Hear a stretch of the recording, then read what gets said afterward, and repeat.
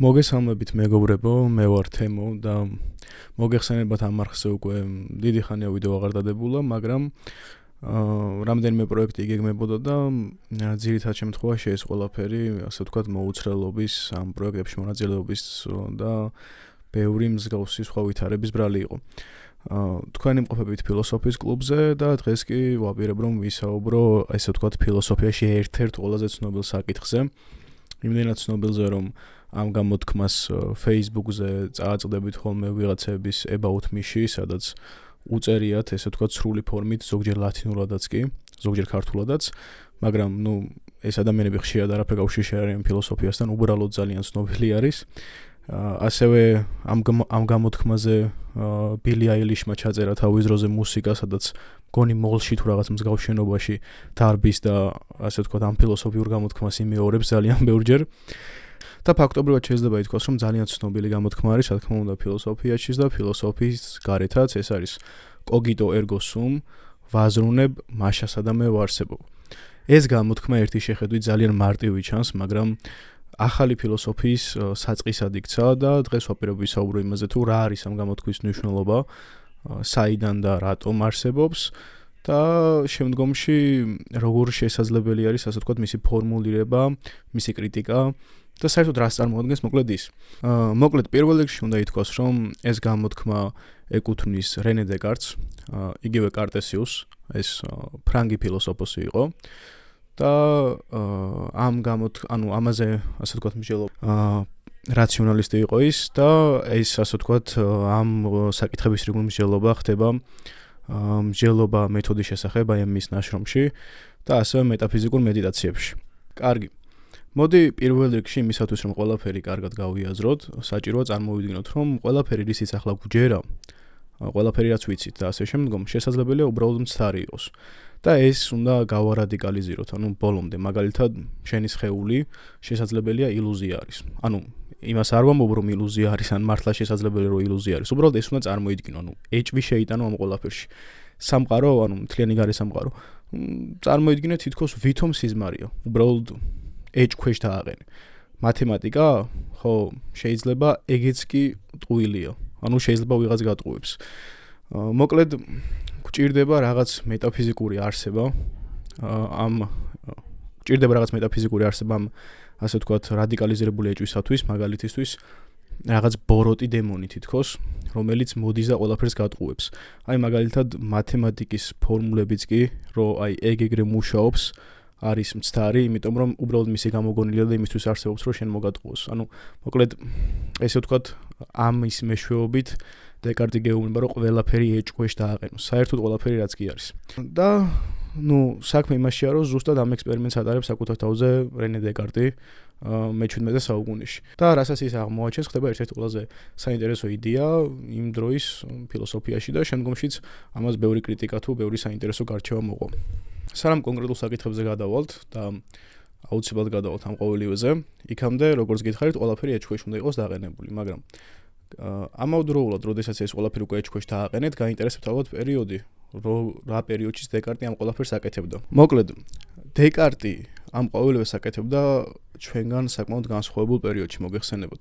იმ დროს დაიწყო ბევრი საინტერესო რაღაც, ისეთი რაღაცები დაიწყო, რაც უკვე დღეს ბოლომდე მოხდა თითქოს. მოკლედ, პირველი რაც უნდა განვიხილოთ იმ ეტაპისთვის არის, რომ კოპერნიკე ამტკიცებს, რომ დედამიწა არ არის ცენტრი, ამიტომაც ასე ვთქვათ, ეს გეოცენტრობა აღარ არის საერთოდ. გალილეო გალილეი აჩვენებს, რომ ცა არ არის სრულყოფილი და ამავდროულად ამ პერიოდში ეკლესიის ავტორიტეტი ირღვევა. მოკლედ, მარტივად რომ ვთქვათ, შუა საუკუნეების, მთლიანი ჭეშმარიტების ძველი გარანტიები სრულიად ქრება. შესაბამისად, აქ შემოდის სკეპტიციზმის მიერ დამყარებული კრიზისი.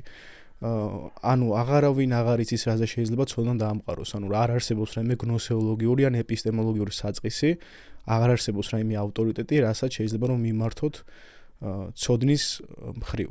შესაბამისად, მთლიანი დეკარტის ეს პროექტი არის პასუხი ამ კრიზისზე.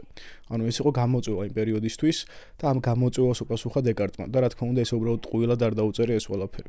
ამიტომაც დეკარტს სურდა რომ ეპოვა ისეთი საფუძველი, რომელსაც ასე ვთქვათ ვერავინ ვერ შეარყევდა და რომელიც მყარად იქნებოდა. რამდენად მოახერხა ეს, ამაზე მერე გადავულთ. მოკლედ საქმე იმაში არის, რომ ამ სკეპტიცისტური კრიზისის დროს დეკარტმა გამოიყენა მეთოდური სკეპტიციზმი, ანუ ეჭვის მაქსიმალიზაცია, ანუ აქ აღარ ასაუბარი უკვე ვალიდურ ეჭვზე, არავალიდურ ეჭვზე და ასე შემდგომ, ყველანაირი ეჭვი, ანუ საერთოდ თუ რაიმე შესაძლებელია უდნა მაინც რომ ეჭვი გაუჩნდეს ნებისმიერ ვალიდაციის გარეშე, მორჩა ეგ უკვე ეჭვი არსებობს მის მეთოდში. ამიტომაც დეკარტი თავად კი არ არის სკეპტიკოსი საბოლოო აზრით, არამედ ის იყენებს სკეპტიციზმს როგორც ინსტრუმენტს იმისათვის, რომ მეთოდი შეადგინოს. ესე იგი, მას აქვს მერე სამი ეტაპი, ასე ვთქვათ, ეჭვის სამი ეტაპი. ეს არის პირველ რიგში გრძნობების მოტყუება, ანუ ჩვენ ვიცით, რომ გრძნობები ზოგჯერ გვატყუებს და მაშინ რატომ უნდა ვიმედოთ მათ საერთოდ. ამ გრძნობებზე არის საუბარი, მაგალითად, რაღაცა ჩვენ აღქმის ორგანოებზე რა. ანუ ჩვენ შეგვიძლია ხუთნაირად შევიგრძნოთ სამყარო, ხო? შეხებით, ყნოსვით, სუნით, გემოთი და ხმით. შესაბამისად, ეს ხუთი ხშირად ჩვენ არ გვაწვდის სწორი ინფორმაციას. შესაძლებელი რაიმე გავიგოთ, მაგრამ მოგვეჩვენოს, შეიძლება რაიმე დავინახოთ, მაგრამ ოპტიკური ილუზია აღმოჩნდეს და მოკლედ ასე შემდგომ. მეორე ეტაპი არის უკვე სიზმრის არგუმენტი. სიზმარში ყველაფერი რეალური ჩანს. და შემოდის ესეთი კითხვა, რომ ანუ იქნება ახლა ხომ არ გვძინავს საერთოდ. მესამე უკვე რადიკალიზირებული ნაწილი არის ბოროტი დემონი, ანუ დეკარტი წარმოიდგენს არსებას, რომელიც სპეციალურად ატყუებს ყველაფერში. საერთოდ ყველაფერში, რაც კი არის. ნებისმიერ ამაში, ნებისმიერ ფორმულაში, ნებისმიერ აქსიომაში. ამიტომაც აქ მივდივართ უკვე სრულ ეჭვამდე, ანუ სრული ეჭვი ყოველგვარი გამონაკლისის გარეშე. ამიტომაც აქ არის ესეთი რამ საინტერესო, რომ ეს მეთოდური სკეპტიციზმი ჩვენ გვიბიძგებს დაუსვათ ისეთ რაღაცებს, ესე ვთქვათ, ეჭქვეშ დავაყენოთ ისეთ რაღაცები, რაც ჩვენ თუნდაც ყოველთვის გეგონა რომ იყო აი აუცილებელი და გვეგონა რომ იყო ესე ვთქვათ, რაღაცა ეჭვ შეუვალი, თუნდაც ის რომ მაგალითად ხელი გაქვს, ან თვალი გაქვს, რომლითაც ამ ხელს ხედავ, ხო? მაგრამ თუნდაც სხვათა შორის, როდესაც ფილოსოფიის საწყისში დეკარტი წესებს ადგენს, ანუ ერთ-ერთი უპირველესი წესი ზუსტად ის არის, რომ ყველაფერი ეჭქვეშ დააყენო, როდესაც საშუალება მოგეცემა, რაც ადრე უეჭველი გეგონა. ანუ ამით იწყება ფილოსოფია მისთვის. ხო, მოკლედ ამ მეთოდოლოგიური სკეპტიციზმის შემდგომ დეკარტი მიდის ფაქტობრივად ფორმულამდე და ამას როგორ ახერხებს. ესე იგი, ამ ტოტალურ ეჭვში დეკარტი ამჩნევს რაღაც პარადოქსალურს, რომ რაც უფრო მეტად ეჭვდება და უფრო მეტად ეჭვდება ყველაფერში, რა თქმა უნდა, მით უფრო აშკარა ხდება ერთი მარტივი რამ, რომ ეჭვი თავად არის რაღაც მოქმედება და ეჭვი თავად არის რაღაც სახის არსებობა. და აქ ჩნდება კოგიტო ერგო სუმ ის გამოთქმა, რომელზეც ვსაუბრობთ. მაგრამ დეკარტის ტექსტებში, მაგალითად მეტაფიზიკურ მედიტაციებში, ეს ხშირად ჩნდება სხვა ფორმით, რომ მე ვარსებობ, ანუ ego sum, ego existo. და ეს მნიშვნელოვანია, იმიტომ რომ სხვადასხვა ფორმით შესაძლებელია, რომ ესე ვთქვათ, შეგვხვდეს ეს ყოველივე. კოგიტო არ არის რაღაცა სახის ლოგიკური დასკვნა და სილოგიზმი, ეს გასათვალისწინებელია. ეს არის თვითმცნობიერების მყისიერი აქტის მოხელთება. ანუ ეს არის ინტუიტური განაცხადი. ინტუიტური განაცხადი კი არა, ინტუიტურობის, ასე ვთქვათ, ლინგვისტური გამოხატვა. მოკლედ, საბოლოო ჯამში დეკარტი გვეუბნება დაახლოებით ეს რაღაცას, რომ დემონი თუნდაც მატყუებდეს, ანუ ამას მედიტაციებში გვეუბნება, მეორე მედიტაციაში, რომ დემონი თუნდაც მატყუებდეს ყველაფერში, ანუ რაღაც მეტაფიზიკურ არსება ყოველთვის ყველაფერში მატყუებდეს, იმაში ვერ მომატყუებს და ვერ დამაჯერებს, რომ მე არ ვარსებობ, იმიტომ რომ დაჯერების აქტი, ეჭვის აქტი, ეს უკვე იმას ნიშნავს, რომ მე ვარსებობ. შესაბამისად, აქ შემოდის უკვე ეპისტემოლოგიურად უეჭველი დებულება, რომელიც არ შეიძლება რომ ცდარი იყოს. ანუ შეუძლებელი ამაში დაეჭვება, იმიტომ რომ როგორც კი დაეჭვდები, ეს ისევ დებულებასთან გაბრუნებს. ანუ ვაზრონებ მაშასა და მე ვარსებობ. დაეჭვდი ამაში, ესე იგი არსებობ, იმიტომ რომ დაეჭვება ზუსტადაც არსებობას ნიშნავს. და ამიტომაც ეს არის ეპისტემოლოგიური საწყისი დეკარტისათვის და დეკარტს ზუსტად ეს ერთი ცალი საწყისი სჭირდება შემდგომში რომ მთლიანი თავისი ფილოსოფიური სამხედველობა გადმოგვცეს. ეს არ არის რაღაცა ანუ ასე ვთქვათ, არ გაიაზროთ ძალიან მარტივად, ანუ დროითი მყისიერება მას არ ახასიათებს, ანუ კოგიტო მაშინ არ არის კოგიტო ergo sum მარტო იმ მომენტისათვის ცალკეულად არ მუშაობს, როდესაც შენ ფიქრობ, რომ ფიქრობ, ანუ ეს არის მოაზროვნე არსების რაღაც მოაზროვნე არსების თვისების უბრალოდ ლინგვისტური გამოხატვა. და ეს არ არის რაღაცა მუდმივი იდენტობის მტკიცება, არამედ ეს არის მომენტალური არსებობის მტკიცება ამავდროულად, იმიტომ რომ ეს ზუსტადაც იმას ამბობს, რომ მე დავეჭვდი, ამიტომაც ვარსებობ. შესაბამისად დეკარტი აქ ახალ სხვა რას აკეთებს, ანუ არ ყევს მთლიან ძველ ფილოსოფიის პრეროგატივას თავიდანვე, იმიტომ რომ ძველ ფილოსოფიაში მნიშვნელოვანი იყო აუცილებლად გარე რეალობა, გარე სამყარო. ახლა ჩვენ მივიღეთ ესეთი რაღაცა, რომ სუბიექტი ცენტრში არის ფაქტობრივად, სუბიექტზე რეფლექსია ხდება.